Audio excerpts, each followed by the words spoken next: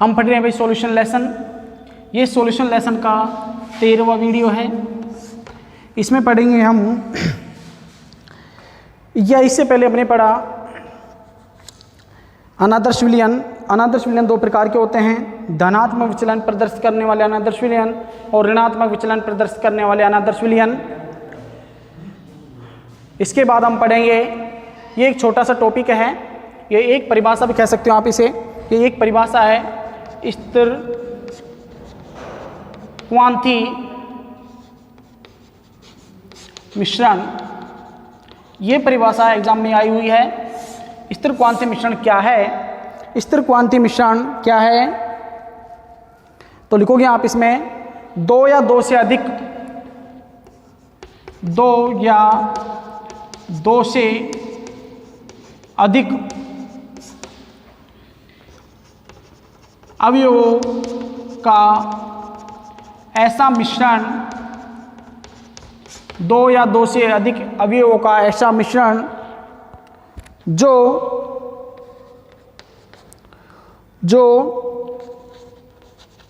अवयवों के संगठन के प्रभावित हुए बिना ही, दो या दो से अधिक अवयवों का ऐसा मिश्रण जो अवयवों के संगठन के प्रभावित हुए बिना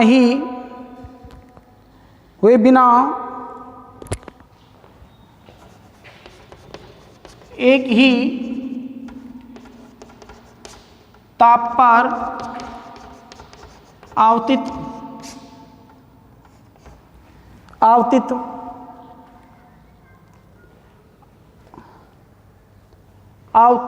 या आवित हो जाता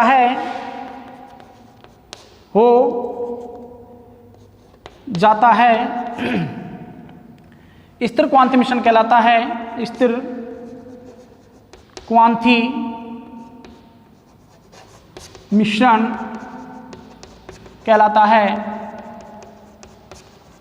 ये 2019 में बोर्ड एग्जाम में आई थी ये परिभाषा, स्थिर क्वांति मिश्रण किसे कहते हैं। ये 2019 में आई थी। कब आई भाई? 2019 में आया था ये क्वेश्चन एग्जाम में। स्थिर क्वांति मिश्रण क्या है या किसे कहते हैं? दो या दो से अधिक अवयवों का ऐसा मिश्रण जो अवयवों के संगठन के प्रवाहित हुए बिना ही एक ही ताप पर आवतित हो जाता है। यानी इसके संगठन, यानी अवयवों के संगठन में कोई परिवर्तन नहीं होता है भाई, वे कहलाता है स्थिर क्वांति मिश्रण। क्या कहलाता है? स्थिर क्वांति मिश्रण कहलाता है। स्थिर क्वांति मिश्रण दो प्रकार का होता है। स्थिर क्वांति मिश्रण दो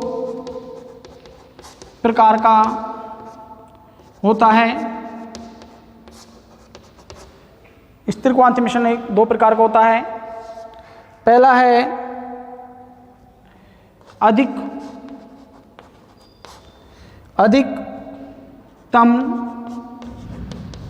वाष्पदाबी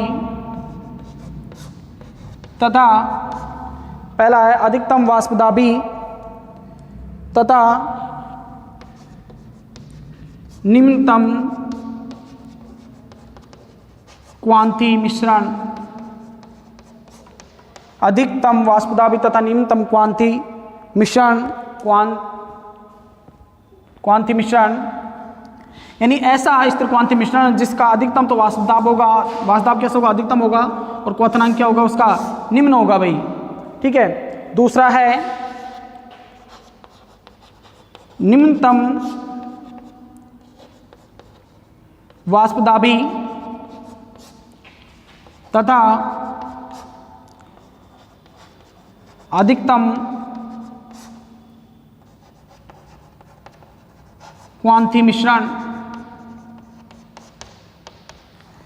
निम्नतम वाष्पदाबी तथा अधिकतम या उच्चतम क्वांति मिश्रण। ठीक है भाई, ये दो हैं, यानी स्थिर क्वांति मिश्रण दो प्रकार के होते हैं, अधिकतम वाष्पदाबी तथा निम्नतम क्वांति मिश्रण, या निम्नतम वाष्पदाबी तथा अधिकतम क्वांति मिश्रण। ये स्थिर क्वांति मिश्रण दो प्रकार के होते हैं।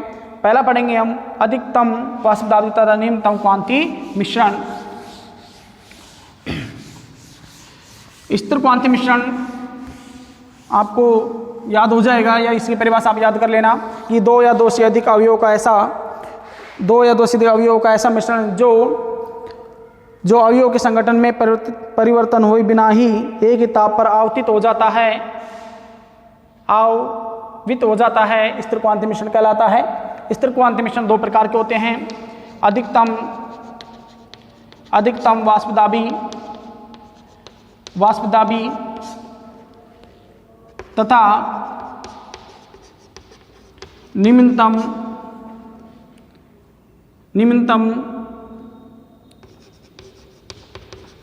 क्वांति मिश्रण।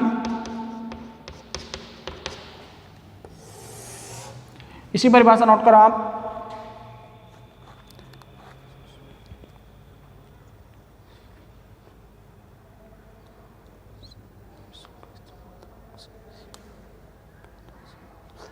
मैं आपको पहले ही बता चुका हूं कि इस प्रकार के विलयन में या मिश्रण में क्वथनांक निम्न होता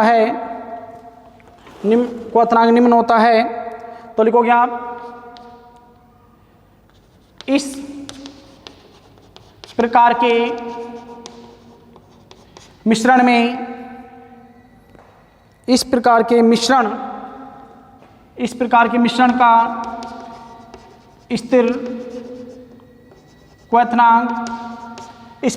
मिश्रण का स्थिर क्वथनांक उसके किसी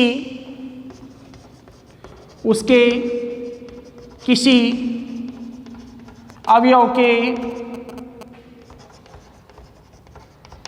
क्वथनांक से कम होता है। इस प्रकार के मिश्रण का स्थिर क्वथनांक उसके किसी भी अवयव के क्वथनांक से कम होता है।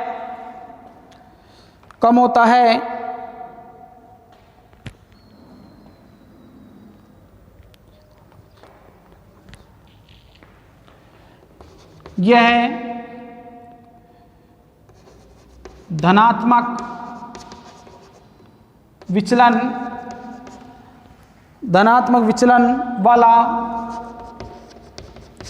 वाला एक विलयन है।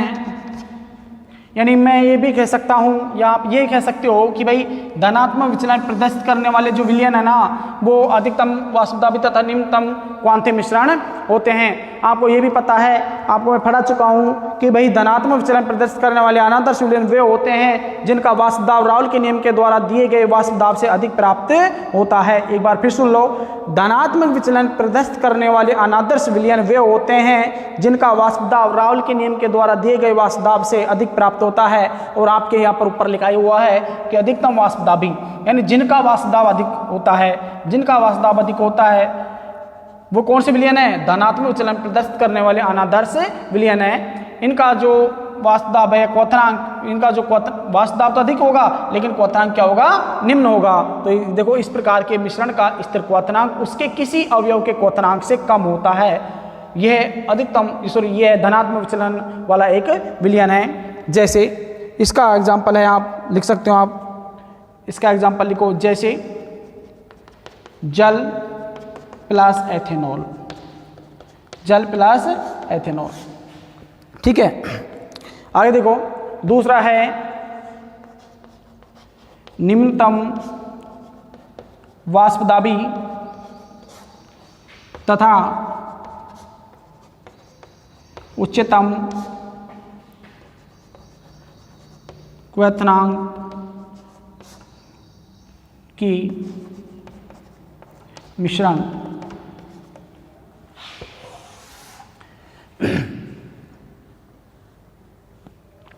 इसकी परिभाषा क्या लिखोगे भाई आप?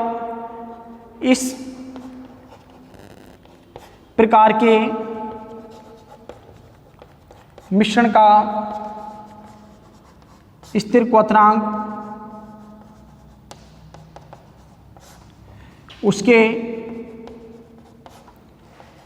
किसी अवयव के क्वथनांक से अधिक होता है। देखो इसमें क्या होगा भाई, निम्नतम वास्तविक, तो इसमें लिखोगे आप यह ऋणात्मक विचलन वाला एक विलयन है, यह ऋणात्मक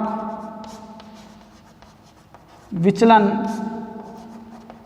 वाला एक विलयन है। इसका एग्जांपल लिख दो आप ऋणात्मक विचलन वाला विलयन का, जैसे एथेनॉल प्लस एसिटिक अम्ल,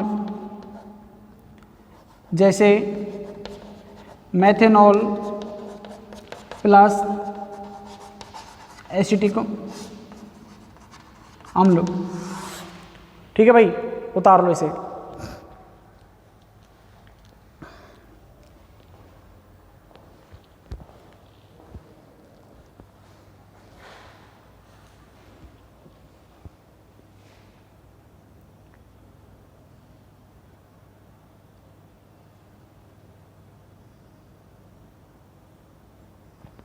भाई धनात्मक विचलन प्रदर्शित करने वाले अनादर्श विलयन होते हैं अधिकतम वाष्प दाबी तथा न्यूनतम क्वथनांक के मिश्रण वाले ही विलयन या मिश्रण वाले विलयन ही क्या कहलाते हैं, धनात्मक विचलन प्रदर्शित करने वाले अनादर्श विलयन होते हैं। इनका क्वथनांक किसी अवयव के क्वथनांक से कम होता है और इनका वाष्प दाब अधिकतम होता है। निम्नतम वाष्प दाब तथा उच्चतम क्वथनांक के मिश्रण, इस प्रकार के विलयन या इस प्रकार मिश्रण वाले विलयन ऋणात्मक विचलन प्रदर्शित करने वाले अनादर्श विलयन हैं। इनका स्थिर क्वथनांक उसके किसी अवयव के क्वथनांक से अधिक होता है और वाष्प दाब निम्न होता है। क्वथनांक अधिकतम और वाष्प दाब कम होता है। ये होते हैं मेथेनॉल प्लस एसिटिक अम्ल यानी ऋणात्मक विचलन प्रदर्शित करने वाले अनादर्श विलयन। आगे देखो आप, आगे पढ़ेंगे हम अणुसंख्यक गुणधर्म तथा आणविक द्रव्यमान की गणना या विलयन के अणुसंख्यक गुणधर्म, कोलिगेटिव प्रॉपर्टी। आपके सिलेबस में विलयन के अणुसंख्यक गुणधर्म 4 हैं, जिनमें पहला है वाष्प दाब में आपेक्षिक अवनमन, दूसरा है क्वथनांक उन्नयन, तीसरा है हिमांक अवनमन और चौथा है प्रसरण दाब। 2018 में यहाँ से क्वेश्चन आया प्रसरण दाब का। प्रसरण दाब यानी एक कोलिगेटिव प्रॉपर्टी आपसे 2018 में पूछ ली यहाँ से, तो हेडलाइन डालो आप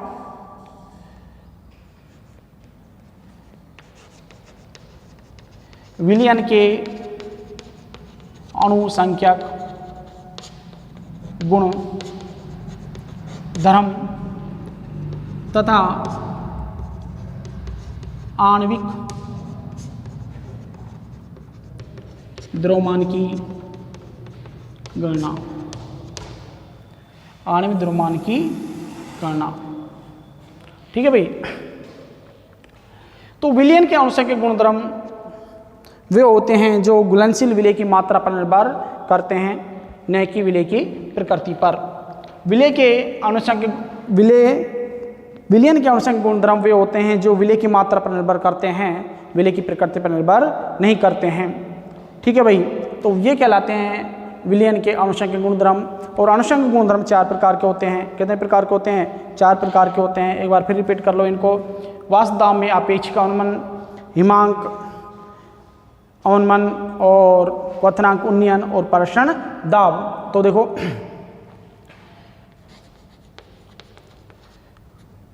लिखो इसमें ऐसे गुणधर्म जो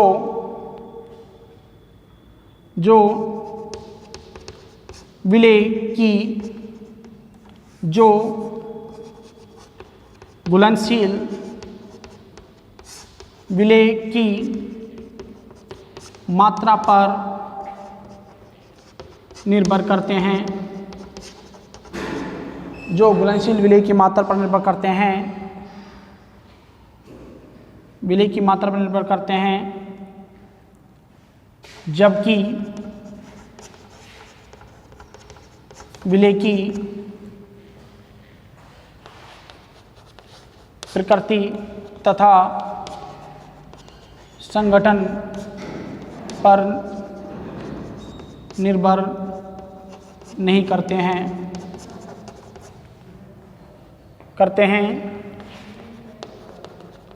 विलियन के अनुसंख्यक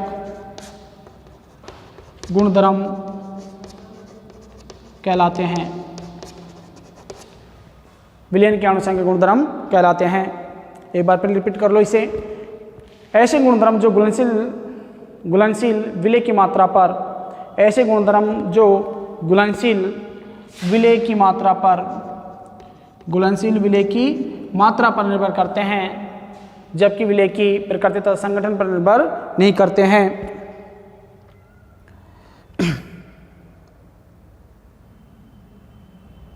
विलियन के अनुसंख्यक गुणधर्म कहलाते हैं। विलियन के अनुसंख्यक गुणधर्म, विलियन के अनुसंख्यक गुणधर्म 4 प्रकार के होते हैं, जो निम्न है भाई, जो निम्न है। पहला आप नोट करो, वास्तव में आपेक्षिक अवनमन,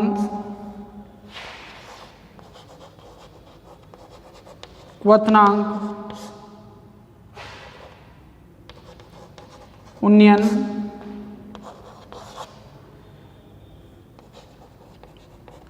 हिमांक, अवनमन और चौथा है परासरण दाब। परासरण दाब, ये आपके 4 अनुसंख्यक गुणधर्म हैं। कितने गुणधर्म है भाई? 4 अनुसंख्यक गुणधर्म हैं, ठीक है। और एग्जाम में वो आपसे एक क्वालिटेटिव प्रॉपर्टी यहाँ से पूछ सकता है। ये मत सोचना कि सर ने सभी मोस्ट बता दिए, क्योंकि 12वीं क्लास का कोई सा भी लेसन हो उसमें क्वेश्चन फिक्स हैं और वही क्वेश्चन बार बार रिपीट होते हैं भाई, वही क्वेश्चन रिपीट होते हैं बार बार। इसलिए आपको किसी भी लाइन को, यानी अपने राजस्थान बोर्ड की जो बुक है उसकी किसी भी लाइन को इग्नोर नहीं करना है। जो लाइन दे रखी है उसको आपको अच्छी तरह से पढ़ना है। यानी राजस्थान बोर्ड की जो किताब है उसकी एक लाइन ही एक क्वेश्चन है, एक लाइन ही एक क्वेश्चन है। कोई भी क्वेश्चन आपकी किताब से बाहर नहीं जाएगा, कोई भी क्वेश्चन आपकी किताब से बाहर नहीं जाएगा। जो अपना नोट्स बना रहे हैं ना हम, या जो नोट्स लिख रहे हैं हम, या पढ़ रहे हैं, उससे बाहर नहीं जाएगा भाई। यहाँ तक कि जो एग्जाम्पल जो दिए हुए हैं आपकी बुक में, वही एग्जाम्पल आपसे बोर्ड क्लास में पूछ लिए जाते हैं। इनको आप अच्छी तरह से कर लिया करो भाई, है ना। तो आगे हम पढ़ेंगे। पहली पे जो प्रॉपर्टी वो है वाष्प दाब में आपेक्षिक अवनमन।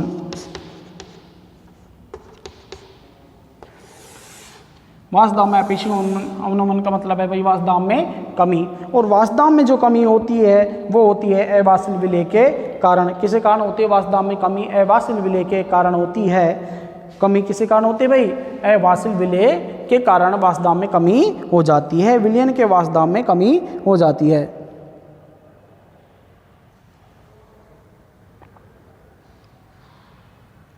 तो आप लिखोगे, इसमें हम जानते हैं कि अवाष्पशील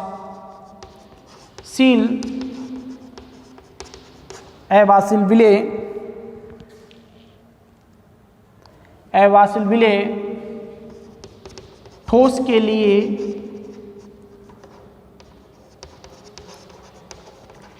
विलयन का, अवाष्पशील विलेय ठोस के लिए विलयन का आपेक्षिक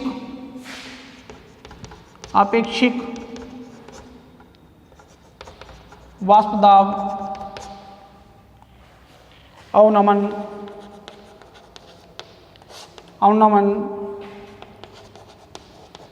विलेय की मोल भिन्न के समान होता है, विलेय की मोल भिन्न के समान होता है। तो लिखो इसे आप पढ़ चुके हम इसे P naught A minus P upon P naught ए बराबर एक्स बी। यहाँ पर आप इसे पी ए भी लिख सकते हो, क्योंकि जो विलेय का जो वाष्प दाब है वो किसके कारण होता है, विलायक के कारण ही होता है, इसलिए आप इसको पी ए भी लिख दो यहाँ पर। तो क्या लिखोगे, P naught A minus P A upon P naught A is equal to P x x B, यानी विलेय की जो मोल भिन्न है वो वाष्प दाब में आपेक्ष अवनमन के बराबर होती है। किसके बराबर होती है, आपेक्ष अवनमन के बराबर होती है। अब विलेय की जो मोल भिन्न है इसको हम कैसे डिफाइन करेंगे, तो विलेय की जो मोल भिन्न है वो होती है, विलेय की मोल भिन्न होती है भाई N B upon N A plus N B. भाई विलेय के मोल बटे विलायक के मोल प्लस विलेय के मोल, ये होती है विलायक की मोल भिन्न। तो देखो विलेय के मोल क्या होते हैं भाई, विलेय के मोल आप जानते हो, मैं पहले बता चुका हूँ आपको कि भाई W B upon W B भाई दिए गए द्रव्यमान अपॉन एम बी यानी अणुभार, विलेय का भार बटे विलेय का अणुभार, ये होता है विलेय की मोल। विलेय के मोल क्या मोल देखो आप क्या होते हैं, द्रव्यमान बटे अणुभार, विलेय का द्रव्यमान बटे अणुभार क्या होते हैं, विलेय के मोल होते हैं, ये मोल है। तो देखो W B upon M B यानी अणुभार, विलेय का अणुभार और विलेय का भार, ये होते हैं विलेय के मोल। तो क्या लिखोगे, विलेय का भार बटे विलेय का अणुभार। तो लिखो इसको, देखो क्या लिखो, इसको भी आप लिखो W A upon M A plus W B upon M B. ठीक है, तो आप इसका एन एक्स बी का मान रख दो, आप इसमें एक्स बी का मान आप रख दो। तो देखो इसको आप पहले देखो यहाँ एन बी लिखोगे विलेय के मोलों की संख्या, विलेय के मोलों की संख्या, विलेय के मोलों की संख्या, विलेय के मोलों की संख्या। ठीक है भाई, विलेय के मोलों की संख्या। आगे लिखोगे एन ए विलायक के मोलों की संख्या, विलायक के मोलों की संख्या। आगे नोट करो विलायक के मोलों की संख्या, लिखो डब्ल्यू बी लिखो विलेय का भार, विलेय का भार, एम बी लिखो आप विलेय का अणुभार, अणुभार। आगे लिखो डब्ल्यू ए लिखो आप विलायक का भार,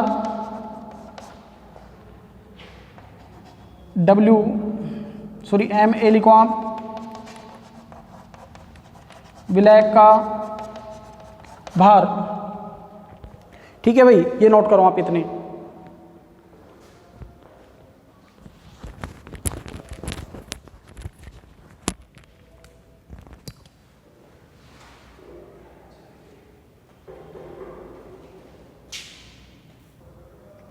हाँ भाई उतार लिया आपने।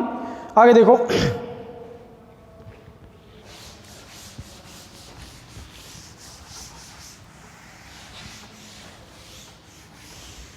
आगे देखो, अब आप क्या करोगे,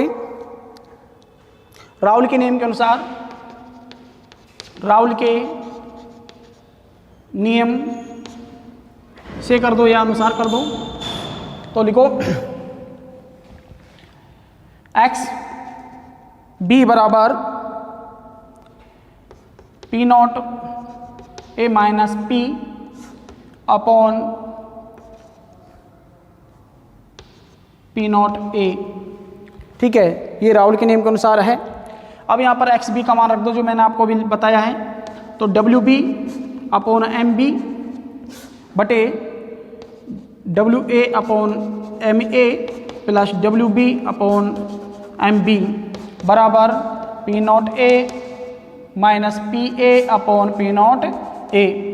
ठीक है, लिख दिया आपने। तो अब आप लिखोगे आप यहाँ से तनु विलयनों के लिए W B upon M B is less than W A upon M A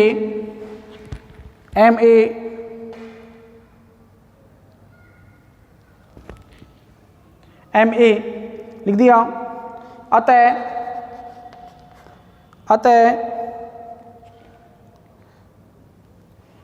W B upon M B को हम नगण्य मान सकते हैं। इसको हम नगण्य मानेंगे भाई, इसको नगण्य मान सकते हैं। कहाँ पर मानोगे आप इसे? हर भाग में नगण्य मान सकते हैं। तो लिखो, क्या लिखोगे आप इसे? लिखो W B upon M B upon W A upon M A बराबर P naught A minus P A upon P naught A. कर दिया आपने इसे। ठीक है, आगे देखो W B upon M B W A, ये एम ए कहाँ चले जाएगा? ऊपर चले जाएगा, बराबर P naught A minus P A upon P naught A. कर दिया आपने इसे। अब आप बाहर निकाल दो। आपको निकालना है विलय का भार। तो विलय का भार निकालोगे आप, तो देखो विलय का भार निकालोगे तो ये विलय का भार आपको लेना है। तो हम ऊपर ही पढ़ा था हमने आनुषंगिक गुणधर्म तथा विलयन के आनुषंगिक गुणधर्म तथा आणविक द्रव्यमान की गणना। तो विलय का अनुभार बराबर W B into M A upon W A P naught A upon P naught A minus P A. ये आपके हो गया वाष्पदाब में आपेक्षिक अवनमन के द्वारा आणविक द्रव्यमान की गणना। उतार दो इसे।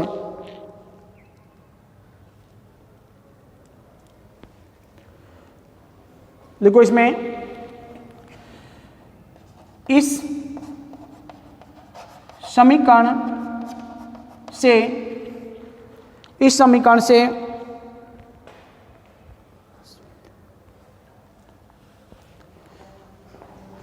ए